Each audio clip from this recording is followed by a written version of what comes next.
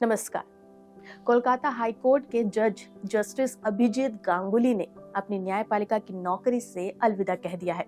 उन्होंने कहा कि पश्चिम बंगाल में कुछ भी ठीक नहीं है। उनका दावा है कि मुख्यमंत्री ममता बनर्जी के शासन में पश्चिम बंगाल में अनार्की का दौर चल रहा है। हालात ये हो गए हैं कि अब जज सरकार से जुड़े मामलों की सुनवाई की हिम्मत तक नहीं जुटा पा रहे और जो कोई भी हियरिंग प्रोसेस का हिस्सा बनकर फैसले देते हैं उनके खिलाफ गवर्नमेंट स्पॉन्सर्ड अटैक होते हैं। जस्टिस गांगुली का ये भी कहना है कि टीएमसी नेता टीवी चैनलों पर जाकर उन्हें चुनौती दे रहे थे कि हिम्मत है तो चुनावी अखाड़ों में आ जाए, तो उनकी चुनौती उन्हें स्वीकार है। ऐसे में जस्टिस गांगुली ने ऐलान किया है कि वो राजनीति का रुख कर सकते हैं और किसी पार्टी ने उन्हें लोकसभा चुनाव का टिकट दिया तो वो शौक से अपनी किस्मत आजमाएंगे। लेकिन जस्टिस गांगुली के राजनीति में आने के इस फैसले पर सवाल उठने लगे हैं और दावा किया जा रहा है कि आज के दौर में न्यायपालिका भी राजनीतिकरण उसका हो गया है। तो क्या कोलकाता हाई कोर्ट के जज जस्टिस अभिजीत गांगुली के राजनीति में आने से न्यायपालिका की रिलायबिलिटी नहीं बचेगी? इससे भी बड़ा सवाल यह कि क्या अभिजीत गांगुली पहले जज हैं जिन्होंने राजनीति का रुख किया है? आपको बता दूं कि अरुण जेटली ने 5 सितंबर 2013 को जजों की राजनीति में आने को लेकर एक बात कही थी जिसकी नजीर आज भी दी जाती है।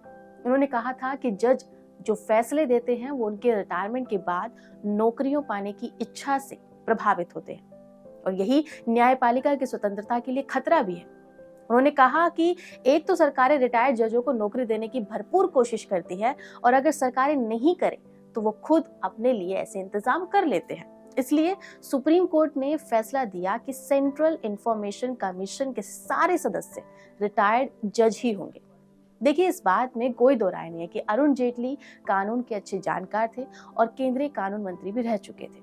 उनके दिए इस बयान से साफ है कि कम से कम रिटायरमेंट के बाद तो जजों को अलग अलग पद ऑफर करने की लंबी परंपरा रही है। जहां तक बात है जजों के राजनीति में आने की, तो ऐसे गवर्नर्स की लिस्ट अच्छी खासी है जो पहले जज रह चुके हैं।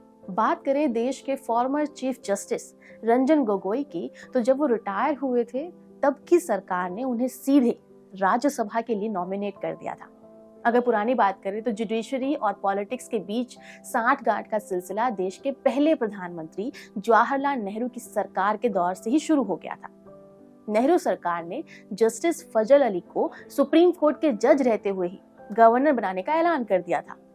इस तरह जस्टिस अली ने 30 मई 1952 को जज पद का त्याग दिया और सिर्फ 8 दिन के अंदर 7 जून को उड़ीसा के राज्यपाल बन गए। इसके अलावा नेहरू सरकार ने बॉम्बे हाई कोर्ट के चीफ जस्टिस एमसी चागला को पहले अमेरिका में एम्बेसडर बनाया, फिर यूके का हाई कमिश्नर। उसके बाद नेहरू सरकार में वो पहले शिक्षा मंत्री और फिर विदेश मंत्री बनाए गए। 1967 में चीफ जस्टिस कोका सुब्बाराव ने राष्ट्रपति चुनाव में विपक्ष का उम्मीदवार बनने के लिए पद छोड़ दिया था। इसके बाद वो अप्रैल 1962 से 10 साल तक कांग्रेस के राज्यसभा सांसद रहे। फिर उन्हें इंदिरा गांधी सरकार ने दिसंबर 1980 में सुप्रीम कोर्ट का जज नियुक्त किया। इतना ही नहीं बल्कि जब उनके रिटायरमेंट के 6 हफ्ते बाकी थे तो उन्हें इस्तीफा दिलवा दिया गया और असम चुनाव में बतौर कांग्रेस कैंडिडेट उतार दिया गया था। इसी बात में सुप्रीम कोर्ट की जज रही जस्टिस फातिमा बीबी का मामला ये और भी चौंकाने वाला है। हाई कोर्ट की पहली फीमेल चीफ जस्टिस का कीर्तिमान बनाने वाली जस्टिस लीला सेठ देश की पहली चीफ जस्टिस भी बन सकती थी, लेकिन प्रधानमंत्री राजीव गांधी की सरकार ने जस्टिस फातिमा बीबी को रिटायरमेंट होने के 6 महीने बाद सुप्रीम कोर्ट में नियुक्त कर दिया। ऐसा इसलिए किया क्योंकि जस्टिस फातिमा के रिश्तेदारों ने कांग्रेस से कहा कि जस्टिस फातिमा अगर सुप्रीम कोर्ट की जज बन जाएंगे तो केरल के मुसलमान कांग्रेस पर लट्टू हो जाएंगे। इतना ही नहीं बल्कि रिटायर होने के बाद उन्हें अगले ही साल पीवी नरसिंहा राव की सरकार ने उन्हें नेशनल ह्यूमन राइट कमीशन का भी सदस्य बना दिया। इतना ही नहीं, इसके बाद फातिमा को तमिलनाडु की राज्यपाल बना दिया गया था। ऐसा नहीं है कि जुडिशरी और पॉलिटिक्स के बीच तालमेल के जो ये एग्जाम्पल्स हैं वो भरे पड़े हैं, क्योंकि कई बार ऐसे मामले भी देखने को मिले हैं जब सुप्रीम कोर्ट और सर्वोच्च कार्यपालिका केंद्र सरकार के बीच में खींचतान के मामले आए हैं। पिछले कुछ सालों में जुडिशियल एक्टिविज्म चर्चा का विषय बना हुआ है। आरोप लगते हैं कि न्यायपालिका अपना दायरा लांघकर कार्यपालिका की सीमा में घुसपैठ करती है।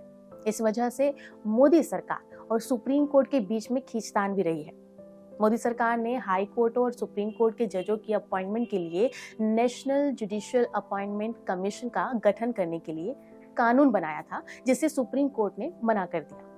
और ये वो समय था जब सरकार और सुप्रीम कोर्ट के बीच में कड़वाहट अपनी चरम सीमा पर पहुंच गई थी। इतना ही नहीं बल्कि फॉर्मर यूनियन लॉ मिनिस्टर किरण रिजिजू ने एक मौके पर कहा था कि संविधान के मुताबिक जजों की नियुक्ति करना सरकार का काम है। लेकिन 1998 में सुप्रीम कोर्ट ने अपना कॉलेजियम सिस्टम शुरू कर दिया। उन्होंने कहा कि दुनिया भर में कहीं भी जज दूसरे जजों की अपॉइंटमेंट नहीं करते। रिजिजू ने अपनी सरकार का बचाव करते हुए कहा था कि प्रधानमंत्री इंदिरा गांधी के कार्यकाल के दौरान 1973 में 3 जजों को हटाकर अगले जज यानी एएन रे को चीफ जस्टिस बनाया गया था। मोदी सरकार ऐसे कामों में दखल नहीं देती। बहरहाल इन सब एग्जाम्पल से कम ये तो कहा ही जा सकता है कि जज को पॉलिटिक्स में लाने की और यहाँ तक कि पॉलिटिक्स से जुडिशरी में भेजे जाने की पुरानी परंपरा रही है। इसलिए जहां तक बात जस्टिस गांगुली की पद त्याग कर राजनीति में जाने से जुडिशरी की रिलायबिलिटी घटने का सवाल है, तो इसका जवाब आप खुद ढूंढ सकते हैं। हैरानी की बात यह है कि जब कोई इंसान जज के पद पर होता है तो उनके पास नेताओं को अदालत में अपने सामने खड़े करने की पावर होती है, लेकिन राजनीति में आने के बाद वो खुद ही उन नेताओं में शामिल हो जाते हैं। अगर कोई अपनी हैसियत में होने वाले बदलाव के लिए तैयार है तो जरूर बदले में उसे बहुत कुछ हासिल होता होगा। इसके पीछे एक कारण ये भी हो सकता है कि डेवलप्ड कंट्रीज के मुकाबले भारत में जजों का जो वेतन भत्ता है या सुविधाएं हैं वो बहुत कम है।